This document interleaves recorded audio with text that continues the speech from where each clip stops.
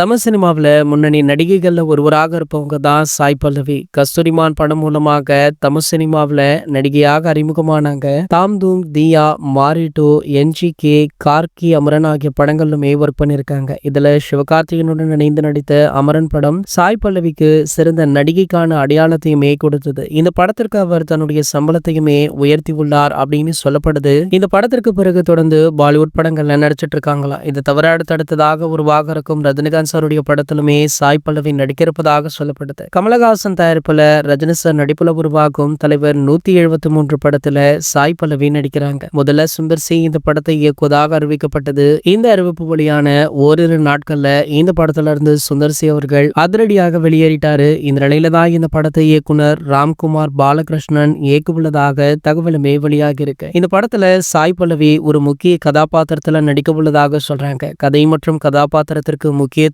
இருந்தால் மட்டுமே சாய் பல்லவி நடிப்பாங்க அப்படின்றது குறிப்பிடத்தக்கது. இந்த படத்திற்காக சாய் பல்லவிக்கு 15 கோடி வரை சம்பளம் பேசப்பட்டுள்ளதாக சொல்லப்படுது. நயன்தாரா, த்ரிஷா போன்ற முன்னணி நடிகைகளை விட இது அதிகம் அப்படின்றது கோலிவுட் வட்டாரங்கள்ல பரபரப்பாகவுமே பேசப்பட்டு வருதா. இந்த நிலையில பாத்தீங்கன்னா சமீபத்துல வெளியான விஜய் சாருடைய கோட் திரைப்படத்திற்கு முன்பு சாய் பல்லவி தான் கேட்டாங்க. ஆனா அவங்க பாத்தீங்கன்னா அந்த ரோல் பண்ண மாட்டேன் அப்படின்னு சொல்லிட்டாங்க. ஆனா சூப்பர் ஸ்டாருடைய படத்துல தற்போது இணைந்திருப்பது ஒரு சில சர்ச்சைகளையுமே கிளப்பியிருக்கு. மேலும் பாத்தீங்கன்னா நெட்டிசன்கள் இதனை சும்மாவா விடுவாங்க. இதனை வைத்து பல வாக்குவாதங்களையுமே சமூக வலைதளங்கள்ல ஆரம்பிச்சுட்டாங்க. இது போன்ற செய்திகளை பற்றி நீங்க உடனே தெரிஞ்சுக்க நம்மளுடைய சேனலை மறக்காம சப்ஸ்கிரைப் பண்ணிக்கோங்க.